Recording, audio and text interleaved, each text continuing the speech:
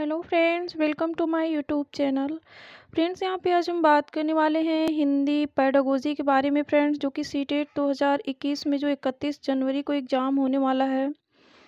वहाँ से फ्रेंड्स ये यहाँ से क्वेश्चंस बनने वाले हैं एग्ज़ाम में, क्योंकि फ्रेंड्स ये जो 2011 और 15 में जो क्वेश्चंस आए हुए हैं तो उनको हम यहाँ पे कलेक्ट किए हैं फ्रेंड्स, जो कि बहुत इंपॉर्टेंट है फ्रेंड्स। अक्सर जो है यूपी टेट और सी टेट का एग्ज़ाम ऐसा होता है कि रिपीटेड क्वेश्चंस आते हैं, बहुत क्वेश्चंस फ्रेंड्स रिपीटेड क्वेश्चंस आते हैं, तो इसलिए इसके बारे में बात करना फ्रेंड्स बहुत ज़रूरी है। तो आइए फ्रेंड्स, यहाँ पे हम क्वेश्चन नंबर फर्स्ट की बात करते हैं कि वाइगोत्स्की के अनुसार किसी शब्द का अर्थ क्या होता है। व्याकरण आधारित होता है कि वक्ता पर निर्भर होता है, या शब्दकोश के अनुसार होता है, या सामाजिक सांस्कृतिक संदर्भ में उपजता है। तो जो वाइगोत्स्की थे फ्रेंड्स, इन्होंने वाइगोत्स्की ने कहा कि जो बालक होता है वो समाज में रह के और समाज से अंतःक्रिया करके सीखता है, तो सामाजिक सांस्कृतिक संदर्भ में उपजता है फ्रेंड्स। ये ऑप्शन नंबर डी हमारा यहाँ पे करेक्ट होता है। अब आते हैं फ्रेंड्स क्वेश्चन नंबर 2 पे कि भाषा सीखने की क्षमता जन्मजात होती है, यह विचार किसकी देन है फ्रेंड्स। ये चॉम्स्की, स्किनर, थॉर्नडाइक, क्या पावलोव। तो इसमें जो नॉम चॉम्स्की महोदय हैं फ्रेंड्स, इन्होंने ही कहा कि भाषा सीखने की क्षमता बालक में क्या होती है, जन्मजात होती है। तो यहाँ पे हमारा ऑप्शन नंबर ए क्या होता है, करेक्ट होता है। अब आते हैं हम क्वेश्चन नंबर 3 पे कि भाषा अर्जन और भाषा अधिगम में अंतर का आधार नहीं है सांस्कृतिकता, स्वाभाविकता, सहजता या कुशलता। तो भाषा अर्जन और भाषा अधिगम में अंतर का आधार नहीं है, वो सांस्कृतिकता होती है फ्रेंड्स। ये इसका कोई आधार नहीं होता है फ्रेंड्स। यहाँ पे भाषा अर्जन क्या होती है, ये होती है कि बच्चा जो है अपने परिवेश में रह के, अपने आसपास पे, अपने घर परिवार में, अपने बड़ों से, समाज में रह के अनुकरण करके बालक जो है भाषा को अर्जित करता है, सीखता है, वो भाषा अर्जन कहलाता है। और भाषा अधिगम क्या होता है फ्रेंड्स, ये प्रयासपूर्ण होता है। इसमें जो है हमें शिक्षण सामग्री की आवश्यकता होती है, टीचर की आवश्यकता होती है, विद्यालय की आवश्यकता होती है, प्रत्येक चीज़ की सुविधा की ज़रूरत पड़ती है फ्रेंड्स भाषा अधिगम के लिए, लेकिन भाषा अर्जन के लिए इसकी आवश्यकता नहीं पड़ती है फ्रेंड्स। आई होप आप लोग समझ गए होंगे। अब आते हैं हम नेक्स्ट क्वेश्चन नंबर 4 पे कि आगमन विधि में हम पढ़ाते हैं भाषा से व्याकरण की ओर, नियम से उदाहरण की ओर, व्याकरण से उदाहरण की ओर, उदाहरणों से नियम की ओर। तो जो आगमन विधि हो ना, वो उदाहरण से नियम की ओर पढ़ाते हैं फ्रेंड्स। आगमन विधि को जो है हम वैज्ञानिक विधि भी कहते हैं, और इसके फ्रेंड्स ये बहुत इम्पोर्टेंट होता है ये। लेकिन ये अगर पूछे कि जो आगमन विधि होता है ये प्राथमिक कक्षाओं के लिए, मतलब कि छोटे कक्षाओं के लिए ये बहुत उपयोगी है फ्रेंड्स। लेकिन ये अगर हम कहें उच्च स्तर या माध्यमिक स्तर पे ये आगमन विधि का हम प्रयोग नहीं कर सकते हैं, क्योंकि फ्रेंड्स ये टाइम बहुत ज़्यादा लेता है। और फ्रेंड्स ये वहाँ पे अगर हम इंटर और हाई स्कूल और फ्रेंड्स 6, 7th, 8th की अगर हम बात करते हैं तो यहाँ पे सिलेबस जो है लार्ज होता है। या फ्रेंड्स मैथ का ही हम बात करें तो मैथ वहाँ पे बहुत लार्ज होता है। कोई भी सब्जेक्ट होता है फ्रेंड्स, उसको हम डिटेल में यहाँ पे हम आगमन विधि के थ्रू नहीं पढ़ा सकते हैं।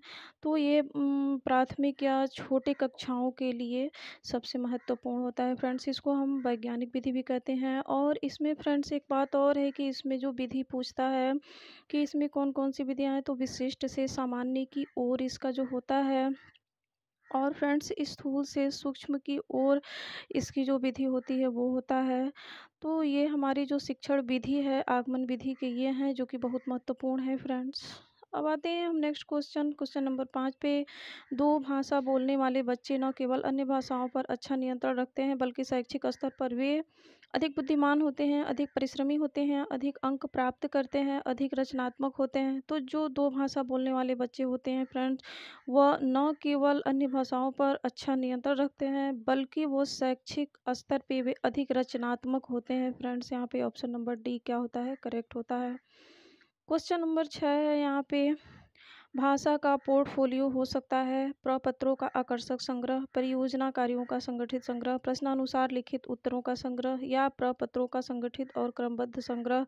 तो जो भाषा का पोर्टफोलियो हो सकता है फ्रेंड्स, वो प्रपत्रों का संगठित और क्रमबद्ध संग्रह ही होता है फ्रेंड्स। ये आकलन के लिए फ्रेंड्स, अगर हम बच्चे के आकलन करते हैं उसके लिए ये बहुत ही महत्वपूर्ण होता है ये जो है। तो फ्रेंड्स, क्योंकि यहाँ पे जो पोर्टफोलियो होता है ना कि वो वार्षिक और अर्धवार्षिक हो, या फ्रेंड्स अगर कोई कार्यक्रम हो स्कूल में, तो अगर बच्चा कोई कार्यक्रम में भाग लेता है उसमें, तो उसका जो है आकलन करके फ्रेंड्स, उसको हम पोर्टफोलियो कहते हैं। इसके थ्रू आकलन करना और कलेक्ट करना उसके कितना जो है वो कहाँ तक बच्चा सीखा है और कहाँ सीखने में असमर्थता है उसके अंदर। तो ये हमारी पोर्टफोलियो होती है फ्रेंड्स, जो कि बालक के लिए बहुत महत्वपूर्ण होता है ये पोर्टफोलियो।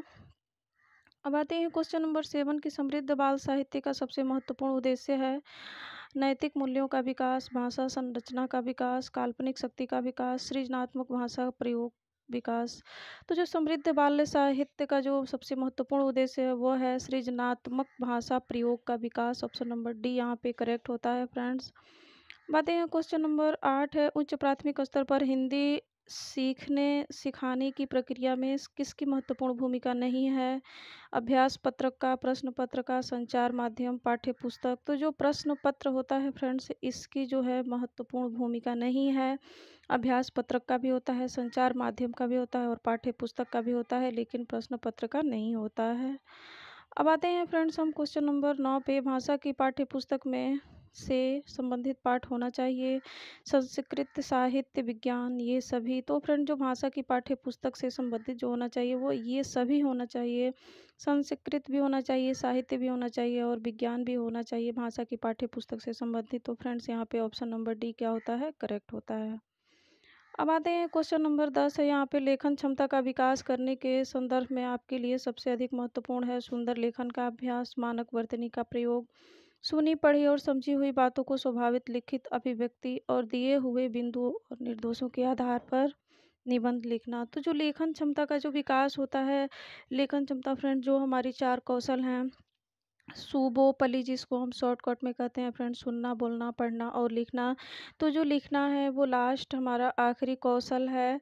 तो फ्रेंड्स, लिखना ये बहुत महत्वपूर्ण कौशल ये भी होता है फ्रेंड्स। तो जो इसमें जो लिखना होता है और फ्रेंड्स, इससे भी क्वेश्चंस बहुत अच्छे से बनते हैं एग्जाम में और कई बार बने हुए हैं। तो सुनी पढ़ी और समझी हुई बातों को स्वभावित लिखित अभिव्यक्ति, ये ऑप्शन नंबर सी क्या होता है? यहाँ करेक्ट होता है फ्रेंड्स।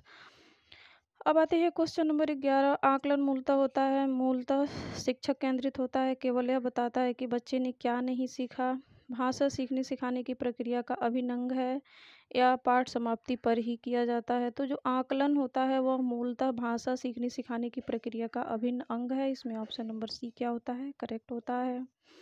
अब आते हैं क्वेश्चन नंबर 12 है। यहाँ पे भाषा अर्जन के संदर्भ में सत्य कथन है। भाषा अर्जन शिक्षक की आवश्यकता उपस्थिति की मांग करता है, या भाषा अर्जन भाषा की कक्षा में होता है, या भाषा अर्जन सहज स्वाभाविक होता है, या भाषा अर्जन प्रयासपूर्ण होता है। तो फ्रेंड्स, हम बताएं हैं कि भाषा अर्जन जो है भाषा अर्जन सहज और स्वाभाविक होता है। इसमें ऑप्शन नंबर सी करेक्ट होता है फ्रेंड्स, क्योंकि हमें भाषा अर्जन के लिए किसी भी प्रयास की ज़रूरत नहीं पड़ती है, किसी भी शिक्षण सामग्री की ज़रूरत नहीं पड़ती है, कोई अलग से क्लास या कक्षा या अलग से टीचर्स की ज़रूरत नहीं पड़ती है, क्योंकि भाषा अर्जन फ्रेंड्स हम अपने समाज के साथ अंतःक्रिया करके सीखते हैं, अपने परिवार में सीखते हैं। तो फ्रेंड्स, हमारा एक समाजीकरण का सबसे मूलभूत आधार एक परिवार है। तो जब परिवार में हम रहते हैं फ्रेंड्स, तो हम एक दूसरे के साथ हम अंतःक्रिया करके अपने जो है भाषा अर्जन वह होता है फ्रेंड्स की स्वतः सीखना, भाषा अर्जन कहलाता है फ्रेंड्स। अब आते हैं हम नेक्स्ट क्वेश्चन पे। क्वेश्चन नंबर 13 है। भाषा शिक्षण में अनिवार्य है मानक भाषा पर बल, समग्रवादी दृष्टिकोण, विशेष आवश्यकता वाले बच्चे के साथ भिन्न व्यवहार पर और वर्तनी संबंधी गृह कार्य। तो जो होता है भाषा शिक्षण में अनिवार्य है फ्रेंड्स, वो समग्रवादी दृष्टिकोण होता है फ्रेंड्स। ये हमारा ऑप्शन नंबर क्या हुआ? बी करेक्ट होता है। अब आते हैं क्वेश्चन नंबर 14 की भाषा शिक्षण में पाठ्य पुस्तकों के अतिरिक्त कौन सा सबसे कम प्रभावशाली है? प्रश्नों के उत्तर लिखना, संवाद अदायगी, परिचर्चा करना, घटना वर्णन करना। तो जो भाषा शिक्षण में पाठ्य पुस्तक के अतिरिक्त कौन-सा सबसे कम प्रभावशाली पूछा है फ्रेंड्स, तो प्रश्नों के उत्तर लिखना ये बहुत कम प्रभावशाली है। संवाद अदायगी होता है फ्रेंड्स, परिचर्चा भी करना ये भी होता है, घटना वर्णन करना आँखों से देखा अपने जो घटना हम जैसे कि बालक स्कूल आता है, कोई रास्ते में कुछ घटना देखा, कोई चीज़ देखा, उसे विद्यालय में आकर के अपने शब्दों में स्वतः जो है उसका वर्णन करना ये भी बहुत महत्वपूर्ण होता है। लेकिन पाठ्य पुस्तक के अतिरिक्त पूछा है यहाँ पे, तो फ्रेंड्स यहाँ पे प्रश्नों के उत्तर लिखना एक कम प्रभावशाली होता है। अब आते हैं फ्रेंड्स क्वेश्चन नंबर 15 की भाषा स्वयं में एक विषय मात्र है, संप्रेषण का एकमात्र साधन है, एक नियमबद्ध व्यवस्था है, एक जटिल चुनौती है। तो भाषा स्वयं में एक नियमबद्ध व्यवस्था है, ऑप्शन नंबर सी यहाँ पे करेक्ट होता है फ्रेंड्स। भाषा स्वयं में क्या है, एक नियमबद्ध व्यवस्था है। अब आते हैं क्वेश्चन नंबर 16 पे कि बच्चे प्रारंभ से ही भाषा में कमज़ोर होते हैं, द्विभाषिक होते हैं, एक भाषिक होते हैं, बहुभाषिक होते हैं। तो फ्रेंड जो बालक होते हैं ना प्रारंभ से ही बहुभाषिक होते हैं फ्रेंड्स, ऑप्शन नंबर क्या होता है, डी होता है। क्योंकि बालक परिवार से आते हैं, अपने घर से फ्रेंड्स विद्यालय आते हैं, वो अपने परिवेश में जो भाषाएं जो बोली बोली जाती है उसका फ्रेंड्स वो अर्जन करके वो सीखे हुए होते हैं और स्कूल में जाते हैं। बालक जब विद्यालय में जाते हैं तो वहाँ पे भी फ्रेंड्स वो अधिगम होता है। तो भाषा कई जगह बच्चे एक एक जगह से तो बच्चे आते नहीं हैं, अलग अलग जगह से बच्चे आते हैं, अलग अलग परिवेश से आते हैं, तो ये बहुभाषिकता होती है फ्रेंड्स। तो हमें सीटेट में एनसीएफ 2005 में ये है कि हमको बालक की बहुभाषिकता जो होती है फ्रेंड्स, कक्षा की जो बहुभाषिकता होती है उस पे हमको ज़्यादा ध्यान देना चाहिए। वो हमारा पॉजिटिव वर्ड होता है, निगेटिव नहीं होता है। तो इतना ध्यान रखने वाली बात है। अब आते हैं क्वेश्चन नंबर 17 है कि भाषा सीखने में मातृभाषा का व्यवघात पूर्ण रूप से होता है, नहीं होता है आंशिक रूप से होता है। तो फ्रेंड्स इसमें पूर्ण रूप से और आंशिक रूप से तो बिल्कुल ही नहीं होगा। तो इसमें भाषा सीखने में जो मातृभाषा का व्यवघात होता है फ्रेंड्स, यहाँ पे ऑप्शन नंबर सी यहाँ पे करेक्ट होता है कि भाषा सीखने में मातृभाषा का क्या होता है, व्यवघात होता है। अब आते हैं क्वेश्चन नंबर 18 और नेक्स्ट क्वेश्चन है फ्रेंड्स, ये लास्ट क्वेश्चन है कि आपके विचार से प्राथमिक स्तर पर उत्कृष्ट लेखन का कार्य है मेरे सपनों का भारत विषय पर अनुच्छेद लिखना, पाठ्य पुस्तक से इतर कठिन शब्दों का श्रुतलेख, किसी आंखों देखी घटना का लिखित वर्णन करना, या छुट्टियां कैसे मनाई इस विषय पर अनुच्छेद लिखना। तो फ्रेंड्स ये भी क्वेश्चंस एग्जाम में पूछा हुआ है कि आपके विचार से प्राथमिक स्तर पर उत्कृष्ट लेखन का कार्य है। उत्कृष्ट लेखन ये होता है कि किसी आंखों देखी घटना का लिखित वर्णन करना ही उत्कृष्ट लेखन होता है फ्रेंड्स। ये हमारा ऑप्शन नंबर सी क्या होता है, करेक्ट होता है।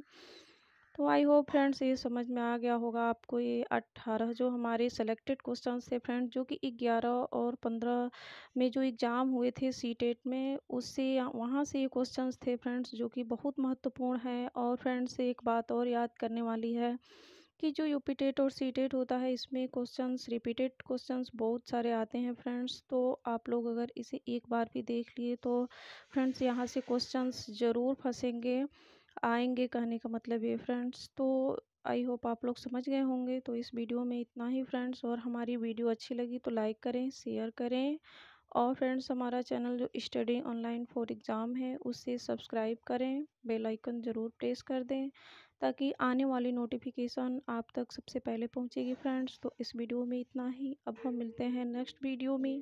थैंक्स।